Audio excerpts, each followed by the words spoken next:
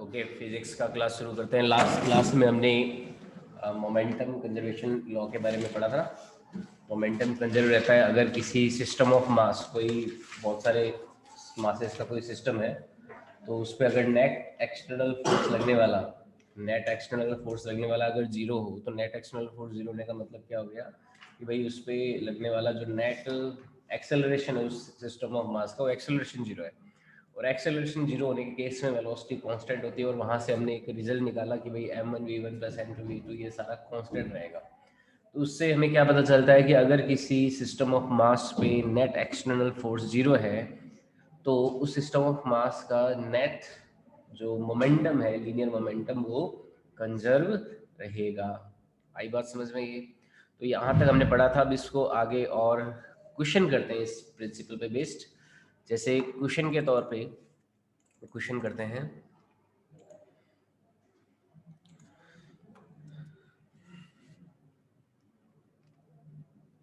Question करते देखो, question के तौर पे मान लो एक कोई टैंक इस तरह का होता है, जैसे कोई टैंक है ये, ठीक है। इस टैंक पे कोई तोप लगी हुई होती है, ऐसे कोई ऐसे तोप लगी हुई है मान लो, जिससे हम फायर करने वाले हैं ऐसे, ठीक है।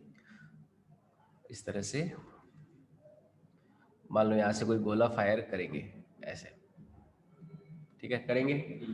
तो उस गोले को मान लो इस टैंक के रिलेटिव में किसी v वेलोसिटी से फायर करते हैं, और इस टैंक के पहिए लगे हुए हैं ऐसे, टैंक जो है उसमें पहिए भी लगे हुए हैं इस तरह से, मान लो ऐसे एक पहिया यहाँ पे है और एक पहिया यहाँ पे है, ठीक है।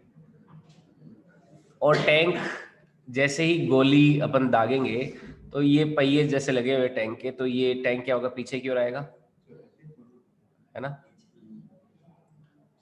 ये टैंक पीछे की ओर आता है ना, अपन देखते हैं ऐसे टैंक से गोली छोड़ते हैं तो पीछे की ओर टैंक आता है। तो मान लो टैंक पीछे की ओर किसी वेलोसिटी से आता है। अब क्या क्या दे रखा है, देखो इसका मास स्मॉल m दे रखा है, इसका गोले का जो गोले की वेलोसिटी होती है वो कोई है वी आर। ये है वेलोसिटी ऑफ गोला, वेलोसिटी ऑफ बुलेट, है ना, गोले को बुलेट बोल सकते हैं। Velocity of bullet with respect to gun, ये है velocity of bullet with respect to tank. Tank के रेस्पेक्ट में जो गोले की वेलोसिटी वो कितनी है, वी आर है, ओके। और रिलेटिव वेलोसिटी है ये। चलो मैं एक क्वेश्चन आपको एब्सोल्यूट वेलोसिटी का पहले करा देता हूँ, बाद में रिलेटिव वेलोसिटी का भी करा लेंगे। मान लो ये गोला जो है कोई v1 या फिर v स्मॉल m वेलोसिटी से आगे की ओर जाता है, और ये वेलोसिटी है विद रेस्पेक्ट टू ग्राउंड। मैं ग्राउंड का केस ले लेता हूँ, आसान ले लेते हैं, बाद में वाला टफ ले लेंगे रिलेटिव वेलोसिटी का भी। ये है velocity of small m with respect to ground. ये किसके रिलेटिव में है, ग्राउंड के रिलेटिव में, जमीन के रिलेटिव में। ये जमीन है हमारी, ठीक है। अब ये दे रखा है, और क्या दे रखा है कि इस गन का जो मास है, बुलेट के अलावा इस ये जो पूरी गन है यहाँ से यहाँ तक की गन, इसका मास क्या है, कैपिटल M है। तो सवाल ये है कि जो ये आपकी गन होगी वो कि पीछे किस वेलोसिटी से आएगी, पीछे आएगी ना, मूव बैक करेगी, तो ऐसे झटका लगेगा पीछे की ओर। तो वो झटका किस वेलोसिटी का लगेगा अगर हम गोले को vm वेलोसिटी से आगे की ओर भेजते हैं। तो ये सवाल अपन करेंगे, इसका डायग्राम वगैरह बना लो, अपन इसको सॉल्व करते हैं।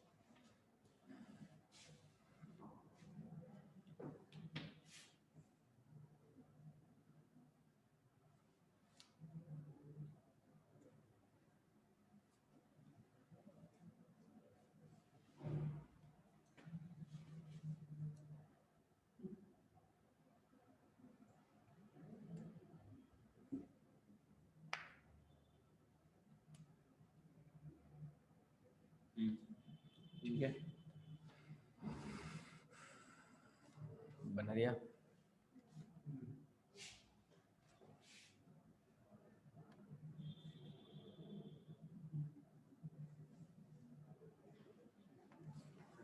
सॉल्व करें इस सवाल को। अब देखो, जब बुलेट को फायर करेंगे, है ना, तो बुलेट आगे की ओर कब जाएगी? जब ये गन को पीछे की ओर धक्का देके तो आगे बढ़ेगी बुलेट। अब इस पूरे सिस्टम ऑफ मास में मैं मानूं, जैसे ये पूरा मैं सिस्टम ऑफ मास अगर ले लेता हूँ, इतना इतना, देखो ये पूरा सिस्टम ऑफ मास ले लिया इतना, इस सिस्टम ऑफ मास पे क्या कोई एक्सटर्नल फोर्स लग रहा है क्या? जो लग रहा है वो इंटरनल फोर्स ही तो लग रहा है। इतना सिस्टम ऑफ मास कौन सा? Bullet plus gun. इन दोनों में कोई बाहर से धक्का वगैरह कोई दे रहा है क्या? कोई नहीं दे रहा ना। और यहाँ पे देखो ये रोलिंग में है, रोलिंग में तो फ्रिक्शन जीरो होता है ना, प्योर रोलिंग में। तो यहाँ पे फ्रिक्शन भी नहीं है, ऐसा आप एज्यूम करके चले, क्योंकि यहाँ पे पहियों के बीच में कोई फ्रिक्शन लगेगा नहीं, क्योंकि प्योर रोलिंग मोशन होता है, उसमें फ्रिक्शन जीरो होता है ना। अगर यूनिफॉर्म प्योर रोलिंग मोशन हो तो फ्रिक्शन जीरो होता है, कोई स्लाइडिंग नहीं होगी। स्लाइडिंग के टाइम में फ्रिक्शन होता है, मैंने बताया था। तो यहाँ पे इस सिस्टम ऑफ मास पे क्या कोई एक्सटर्नल फोर्स लग रहा है? नहीं लग रहा। ये बात क्लियर हुई। तो एक्सटर्नल फोर्स अगर नहीं लग रहा इस पूरे सिस्टम ऑफ मास पे, हम एक बात पे आ गए कि भाई जो एक्सटर्नल फोर्स है लगने वाला वो क्या है? जीरो है। F external is equal to zero. अब एफ एक्सटर्नल जीरो है, यानी कि मोमेंटम कंजर्व करना चाहिए। हालांकि देखो एक और चीज, यहाँ पे इंटरनल फोर्स जो है ना वो जीरो नहीं है। इंटरनल फोर्स क्या है? बुलेट ने उस गन को धक्का दिया, गन ने बुलेट को धक्का दिया, बुलेट पीछे आ गया, गन जो बुलेट आगे चला गया, गन पीछे आ गई। उन दोनों के बीच में, खुद दोनों के बीच में क्या हो रहा है? इंटरनल फोर्स है। There exist the internal force between bullet and gun, but overall on the system for with the mass of bullet and gun there exists no external force. कोई एक्सटर्नल फोर्स एग्जिस्ट नहीं कर रहा bullet के लिए और जो gun है उसके लिए। ये बात समझ में आई?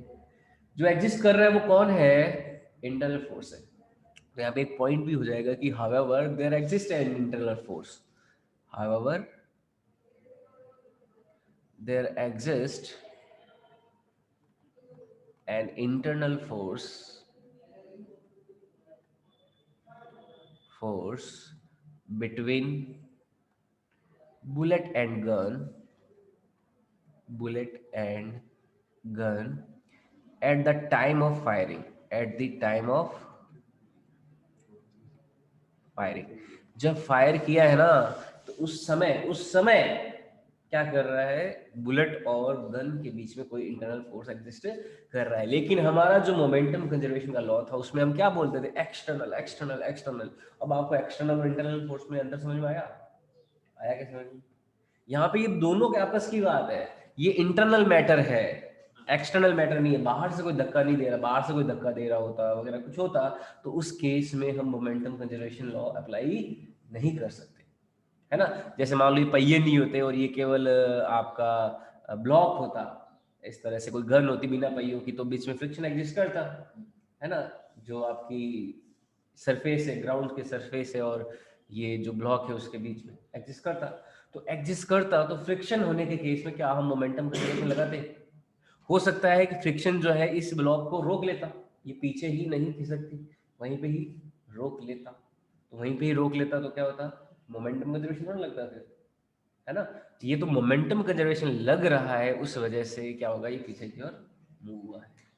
एक बार समझ में? तो यहाँ पे ये पॉइंट नोट कर लीजिए यहाँ पर।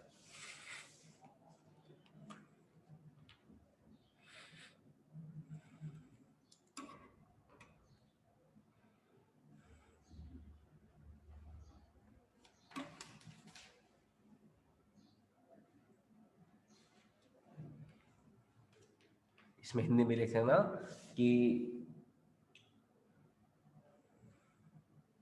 फायरिंग को क्या बोलेंगे? दागते समय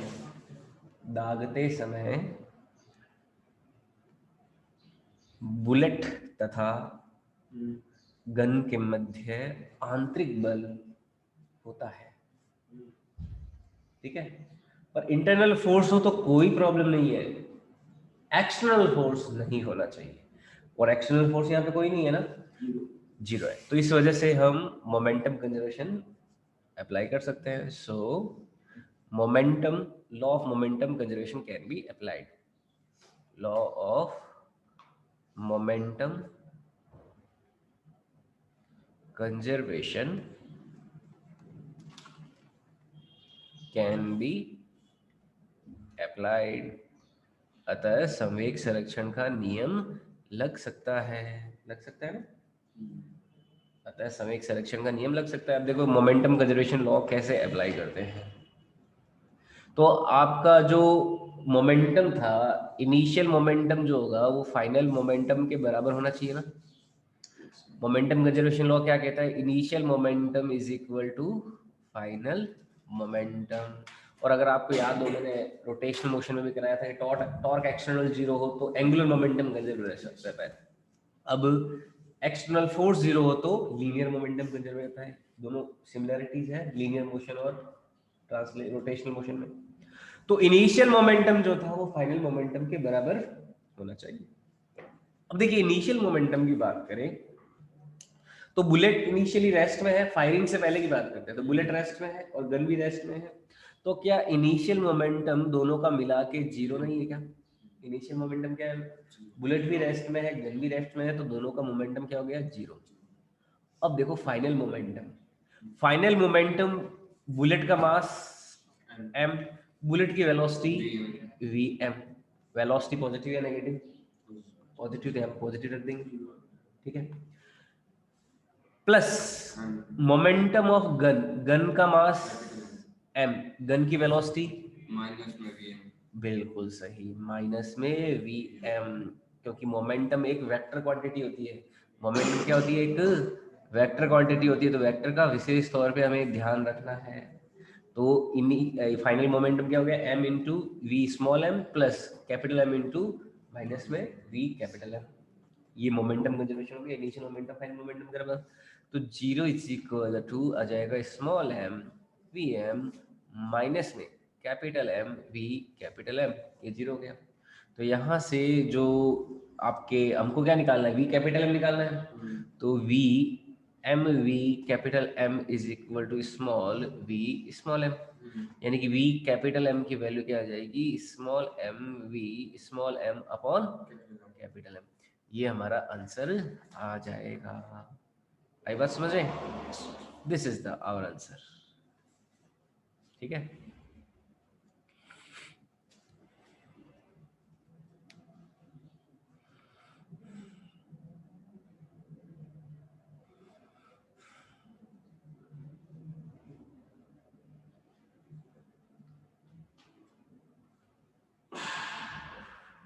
नोट कर.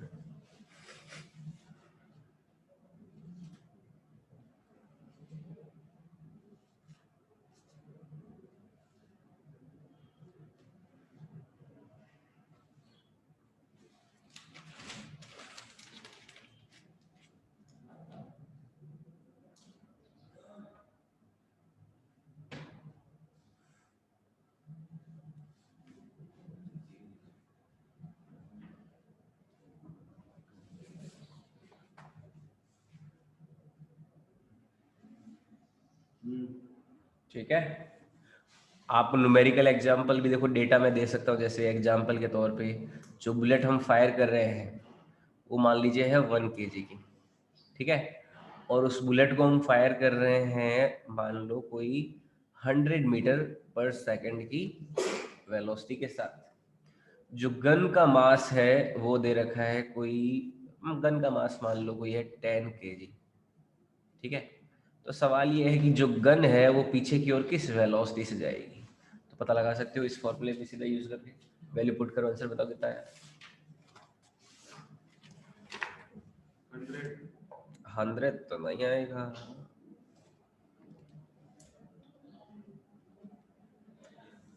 कैपिटल M कितना? 10 kg का है ना. गन का 10 आएगा. 10 मीटर पर सेकंड से बेसिस आएगी. बिल्कुल सही आंसर है ना. देखो सॉल्यूशन आसान सा हो गया. जो v कैपिटल M है उसकी वैल्यू हो जाएगी, जो स्मॉल m है वो तो है 1 kg. स्मॉल vm कितना हो गया? 100 डिवाइडेड बाय किसका? 10 का. तो 0 से 0 कैंसिल, कितना आ गया? 10 मीटर पर per second. सेकंड, ये आंसर हो जाएगा। तो अगर मान लो कोई गन मास सिस्टम है और उसमें हम बुलेट फायर करते हैं, बुलेट 1 kg का है और 100 मीटर पर सेकंड से फायर किया, तो उस केस में मास अगर 10 kg का हो गन का, तो पीछे की ओर गन कितनी वेलोसिटी से आएगी, 10 मीटर पर सेकंड से आएगी। आई बात समझ में? अब देखो माइनस में नहीं होगा, माइनस में होगा, लेकिन मैग्नीट्यूड वाइज निकाला है अपन ने, और पीछे की ओर है डेफिनेटली, है ना। और क्योंकि यहाँ पे हमने माइनस पहले से ले लिया था, पीछे की ओर मान लिया था, इसलिए पॉजिटिव है, इसलिए का मतलब ये सही माना है हमने, जैसा भी माना है। ठीक है, ये अपन को थोड़ा कॉमन सेंस भी रखना है जल्दी जल्दी आंसर निकालने के लिए, यहाँ वेलोसिटी पीछे की ओर होगी, आगे की ओर तो नहीं सही ना, तो बस मैग्नीट्यूड वाइज आंसर लिख दिया।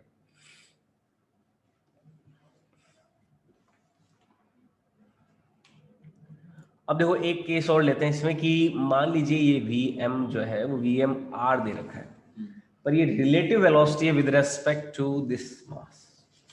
उस केस में क्या करें? इसमें देखो केस 2 लेते हैं। केस 2 ये क्या है केस, कि let velocity of bullet is VMR। VMR का मतलब क्या हुआ? It is relative velocity of bullet with respect to whom? With respect to gun, with respect to gun, gun के रिलेटिव में है। Let velocity of bullet is, क्योंकि देखो gun, जो बुलेट की वेलोसिटी निकालनी है ना, तो जो सेंसर लगा होगा वो गन के उस मुहाने के पास में लगा होगा ना, तो वो जब मेजर करेगा तो गन का सेंसर खुद की वेलोसिटी थोड़ा मेजर करेगा, तो जो वेलोसिटी मेजर करेगा वो किसकी मेजर करेगा? बुलेट की, with respect to itself, gun के रिलेटिव में। तो मान लो गन पे जो मुहाना है, उसका जो नली है, वहां पे एक सेंसर लगा है, तो उस सेंसर ने जब वेलोसिटी मेजर की, तो वो किसकी मेजर करेगा? बुलेट की मेजर करेगा विद रेस्पेक्ट टू गन। तो ये क्या है? Velocity of bullet with respect to gun.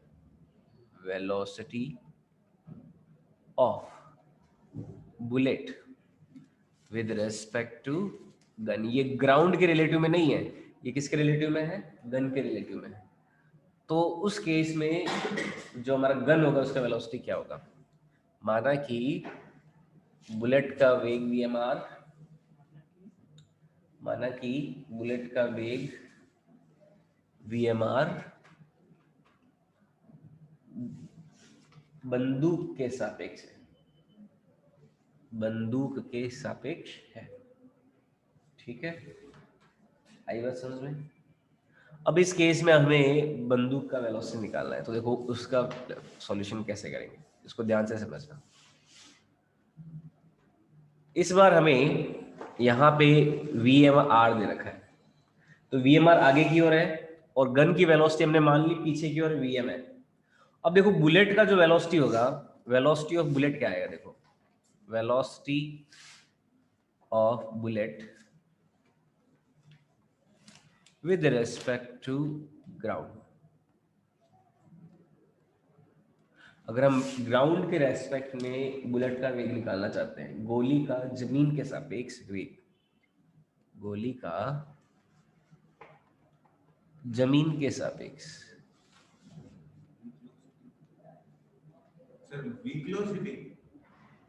Velocity,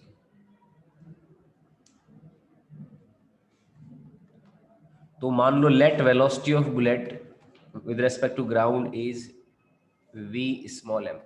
हमने इसको क्या मान लिया? V स्मॉल m मान लिया कि V स्मॉल m क्या है? वेलोसिटी ऑफ बुलेट है विद रेस्पेक्ट टू ग्राउंड है। ठीक है, और V कैपिटल M क्या माना? V कैपिटल M है velocity of gun with respect to ground. ये क्या है? वेलोसिटी ऑफ गन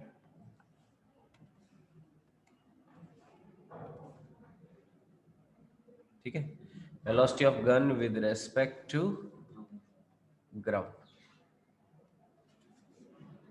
आई बात समझ में? तो क्वेश्चन में जैसा दिया हुआ है, हमें क्वेश्चन में दिया हुआ है कि V स्मॉल mr दिया हुआ है हमें, velocity of bullet with respect to क्या दिया हुआ है? गन।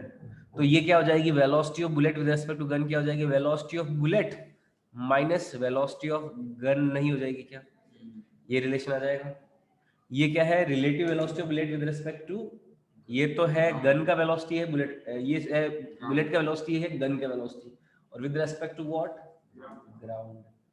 तो हम जब बुलेट की वेलोसिटी में से गन की वेलोसिटी को घटा देंगे, क्योंकि रिलेटिव वेलोसिटी है, रिलेटिव वेलोसिटी में एक वेलोसिटी में से दूसरी वेलोसिटी को घटा दिया जाता है, तो घटाएंगे तो जो फाइनल वेलोसिटी आएगी वो क्या आएगी, बुलेट की वेलोसिटी आएगी विद रेस्पेक्ट टू गन। ये गन के रिलेटिव वेलोसिटी है, तो ये Vm minus V capital M हो गया। तो यहां से देखो Vm का एक्सप्रेशन कितना आ गया, Vm यानी कि बुलेट की ग्राउंड की रिलेटिव वेलोसिटी कितनी आ गई, V mr plus V capital M हो जाएगी। ये छोटा है ये बड़ा है, ये छोटा वाला।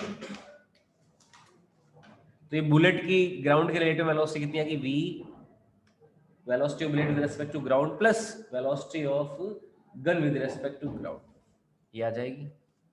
ये रिलेशन समझ में आया क्या?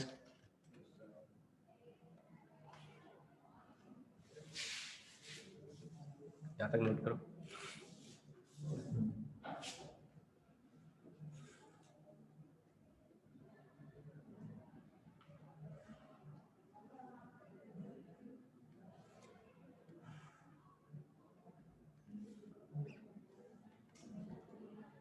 ठीक है,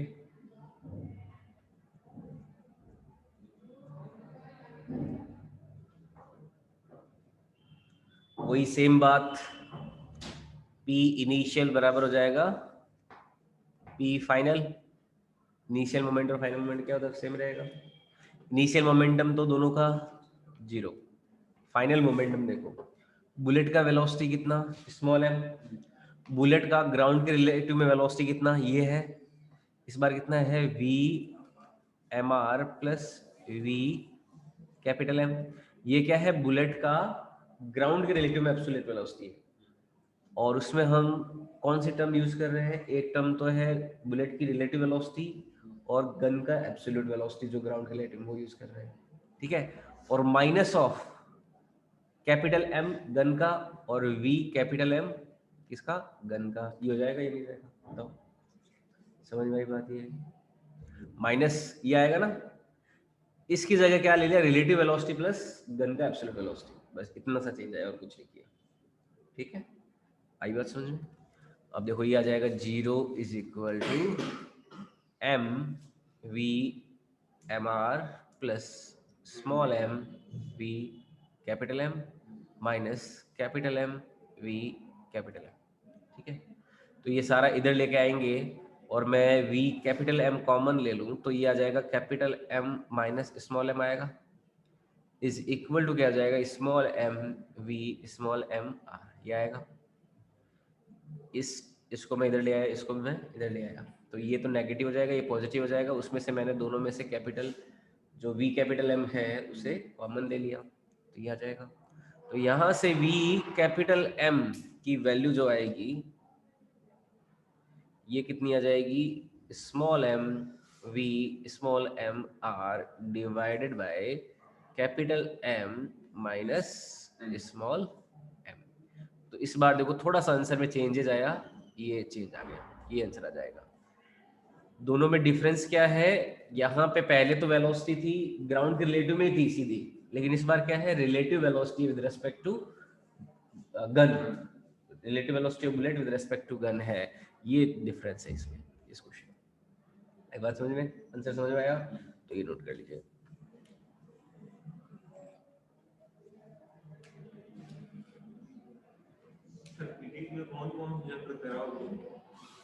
एक मिनट थोड़ा सा गड़बड़ हो गया इसमें, एक मिनट, नोट नहीं किया ना, एक चीज गड़बड़ है यहाँ पे, साइन कन्वेंशन में, अभी साइन कन्वेंशन का गड़बड़ है, आपको गड़बड़ बताऊंगा जो बहुत कॉमन मिस्टेक है।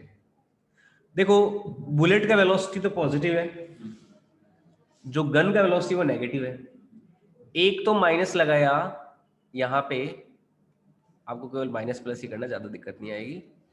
एक तो देखो मैंने लगाया माइनस, कौन सा, रिलेटिव वेलोसिटी वाला, जब एक वेलोसिटी में से दूसरी घटाते हैं तो माइनस लगाते हैं। V small m minus of minus V capital M नहीं होगा क्या ऐसे, ये तो रिलेटिव वेलोसिटी वाला नेगेटिव है, और ये कौन सा है, उसका खुद की वेलोसिटी क्योंकि नेगेटिव है वो नेगेटिव है, तो यहाँ पे ये नेगेटिव नेगेटिव पॉजिटिव हो जाएगा, ये पॉजिटिव होगा तो ये इधर आएगा तो ये क्या हो जाएगा, ये नेगेटिव वापस नहीं हो जाएगा क्या? थोड़ा सा डिप यहाँ पे गड़बड़ हो गया, ये यहाँ पे क्या हो जाएगा वापस नेगेटिव हो जाएगा, ये यहाँ पे नेगेटिव होगा तो यहाँ पे भी नेगेटिव रहेगा, ये एमआर ये माइनस रहेगा, ये माइनस माइनस रहा तो ये भी यहाँ पे भी देखो नेगेटिव और यहाँ पे पॉजिटिव आ जाएगा, यहाँ पे पॉजिटिव आ जाएगा। देखो एक थोड़ा साइन कन्वेंशन का दिक्कत रहेगा, ये माइनस रहा यहाँ पे और ये इधर आएगा तो ये प्लस हो जाएगा और यहाँ पे भी ये प्लस हो जाएगा, तो ये आंसर आएगा फाइनल। आई समझ में? गड़बड़ कहाँ हो सकती है, यहाँ पे देखो गड़बड़ हो सकती है, तो इस चीज को आपको ध्यान में रखना है, ये इंपॉर्टेंट स्टेप है, यहाँ पे कोई गड़बड़ ना हो उस चीज का ध्यान रखना है, ठीक है? ये बहुत जनरल एक मिस्टेक हो सकती है अगर हम थोड़ा सा ध्यान नहीं दे। हमें एक तो रिलेटिव वाला नेगेटिव और एक दूसरा नेगेटिव कौन सा, उसका वेक्टर क्वांटिटी, उस वजह से भी तो नेगेटिव यूज करेंगे क्योंकि वो पीछे की ओर है और वी स्मॉल एम जो है वो आगे की ओर है, तो ये आंसर आ जाएगा हमारा अगर हम रिलेटिवली कैलकुलेट करें तो। सर ठीक है, कौन कौन चैप्टर कराओगे, कौन कौन चैप्टर कराओगे फिजिक्स में? सारे कराएंगे, 60% आगे ना, कौन से करेंगे जो सारे अपन देखो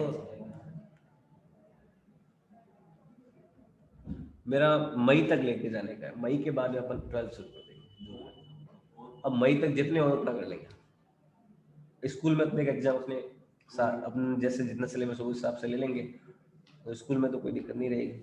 फिर आप अपन जून में 12 शुरू कर देंगे, मई तक जितने सिलेबस हो पेपर कब होगा? पेपर देखते हैं क्या रेट आती है,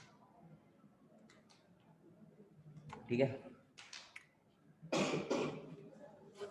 ये ऐसा है। अब थोड़ा सा और कॉम्प्लेक्स ले लो, थोड़ा सा देखो, थोड़ा सा कॉम्प्लेक्स लेते हैं। मान लो ये आपका गन का कोई हो गया, इसके पहिए लगे हुए हैं ऐसे,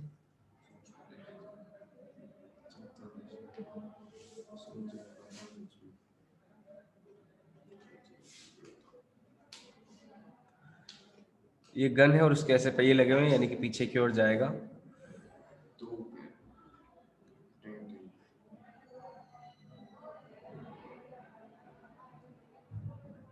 कुछ कुछ तो जैसा, ठीक है? अब यहाँ पे वापस एक गन ले लेता हूं मैं इस तरह से,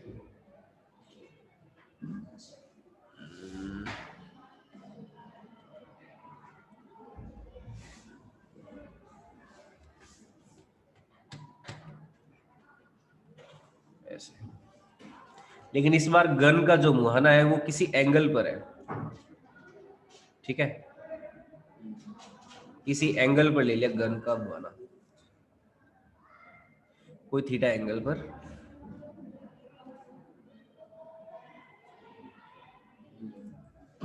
आ रहा डायग्राम समझ में?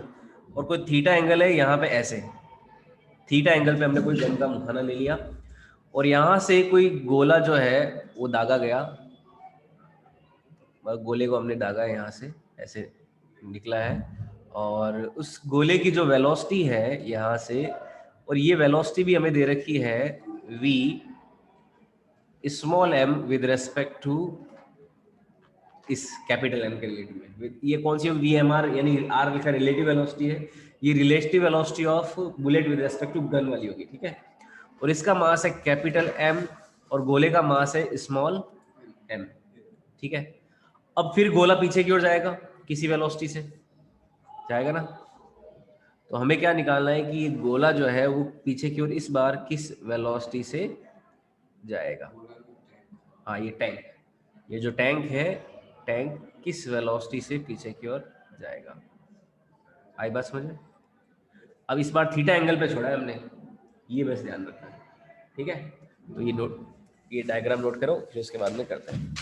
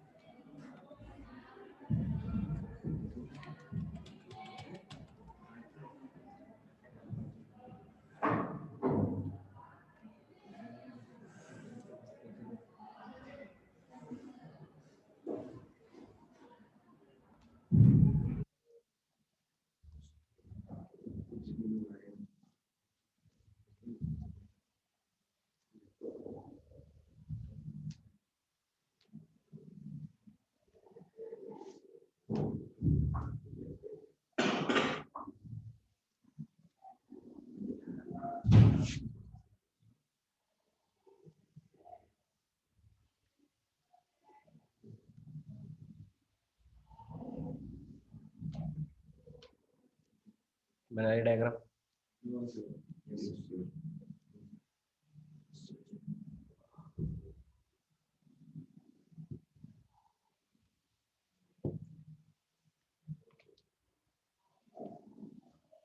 इस बार क्या होगा कि जो गोले की वेलोसिटी है वो किसी थीटा एंगल पर है। अब हमें क्या करना पड़ेगा, क्योंकि जो मोमेंटम होता है वेक्टर क्वांटिटी होता है ना। अब देखो यहाँ पे इस वेलोसिटी के हमें दो कंपोनेंट करने पड़ेंगे। ये जो वेलोसिटी इसके दो कंपोनेंट करने पड़ेंगे। कैसे कंपोनेंट? एक तो हो जाएगा आपका कंपोनेंट, एक कंपोनेंट हो जाएगा एक्स एक्सिस की तरफ, ठीक है ऐसे, और एक कंपोनेंट हो जाएगा वाई एक्सिस की तरफ, ठीक है, हो जाएगा। तो जो एक्स एक्सिस की तरफ कंपोनेंट होगा वो तो कितना हो जाएगा, वी एम आर, क्योंकि ये थीटा है तो ये एंगल भी थीटा, तो ये V M R cos theta हो जाएगा। और ये एंगल थीटा है तो ये कंपोनेंट क्या हो जाएगा, V M R sine theta हो जाएगा, होता है ना, ये साइन थीटा हो जाएगा वी एम आर। तो ये कंपोनेंट तो V M R sine theta हो गया, ये V M R cos theta हो गया। आई बात समझ में यहाँ तक क्लियर है? अब देखो यहाँ पे ये जो पहिए होंगे, ये पहिए क्या करेंगे, इस जमीन पे क्या करेंगे, नॉर्मल रिएक्शन डालेंगे। तो जमीन भी क्या करेगी, वापस नॉर्मल रिएक्शन देगी इनको, है ना। यहाँ पे जमीन पे पहिए नॉर्मल रिएक्शन डालेंगे तो वापस जमीन भी इनको नॉर्मल रिएक्शन देगी, नॉर्मल रिएक्शन नॉर्मल रिएक्शन। इसके अलावा जो टैंक का मास है mg, वो उसकी वजह से वेट नीचे की ओर होगा, नीचे की ओर mg होगा वेट। तो कहने का मतलब क्या है, जो आपका y एक्सिस है, y डायरेक्शन जो है उसके along force, external force zero नहीं है ना, y एक्सिस के अलोंग जो एक्सटर्नल फोर्स है, कौन कौन से एक्ट कर रहे हैं, नॉर्मल फोर्स एक्ट कर रहा है, mg एक्ट कर रहा है। तो जो f एक्सटर्नल है is not equal to zero along y axis. तो इसका मतलब क्या हुआ कि हम y एक्सिस के अलोंग तो मोमेंटम कंजर्वेशन नहीं कर सकते, वी कैन नॉट अप्लाई। हाँ, लेकिन x एक्सिस के अलोंग कोई लग रहा है क्या फोर्स? नहीं लग रहा ना, तो उसके अलोंग हम क्या कर सकते हैं, मोमेंटम कंजर्वेशन लगा सकते हैं। तो f axis is not equal to zero along y axis, so momentum conservation is cannot applied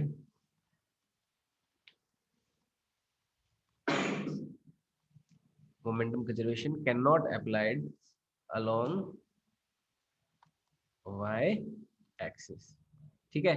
लेकिन यहाँ पे जो f एक्सटर्नल है ये जीरो है, किसके अलोंग, y एक्स एक्सिस के अलोंग है ना, अलोंग एक्स एक्सिस के अलोंग तो कोई दिक्कत नहीं है, इधर इधर कोई नहीं रोकने वाला बाहर वाला। तो f एक्सिस के अलोंग हम क्या कर सकते हैं, मोमेंटम कंजर्वेशन लगा सकते हैं। तो P इनिशियल जो x एक्सिस के अलोंग होगा वो क्या होगा, P फाइनल x एक्सिस के अलोंग। केवल x एक्सिस की बात करेंगे हम, y एक्सिस की बात भी नहीं करेंगे। आई बात समझ में? अब देखो x एक्सिस के अलोंग इनिशियली क्या थे, दोनों रेस्ट पे थे, तो इनिशियल मोमेंटम x एक्सिस के अलोंग क्या है, जीरो है या नहीं है। अब x एक्सिस के अलोंग फाइनल मोमेंटम की बात करें तो ये तो देखो क्या है, रिलेटिव वेलोसिटी है। अगर मैं बात करूं एब्सोल्यूट वेलोसिटी, जैसे मैं एब्सोल्यूट वेलोसिटी लूं बुलेट की, तो वो कितनी आ जाएगी, vm इज इक्वल टू हो जाएगी vmr। जैसे यहाँ पे आया था ना, ये रिलेटिव एब्सोल्यूट वेलोसिटी कितनी है, vm is equal to vmr minus v capital mi। तो इस बार क्या हो जाएगा, vmr कौन है यहाँ पे, cos थीटा है ना, तो vmr cos थीटा माइनस में v कैपिटल m आ जाएगी, है ना। अब देखो vmr की जगह vmr cos थीटा आया, यही तो चेंज हुआ है इस पूरे में। इस नए वाले में VMR की जगह क्या काम में लेना है, बस VMR cos थीटा काम में लेना, बाकी तो वही रहने वाला है सारा। तो मैं सीधा आंसर लिख देता हूँ, सीधा हमारा क्या आंसर हो जाएगा, देखो यहाँ पे जो VMR था यहाँ पे cos थीटा और एक्स्ट्रा जुड़ जाएगा, इसके अलावा कुछ नहीं, ठीक है। तो जो VM है, जो गन की वेलोसिटी होगी पीछे की ओर जाने वाली, वो कितनी हो जाएगी, VM इज इक्वल टू ऊपर है small m into small m into v small m r cos theta divided by क्या आ जाएगा, small m plus capital M हो जाएगा। ये समझ में आया क्या?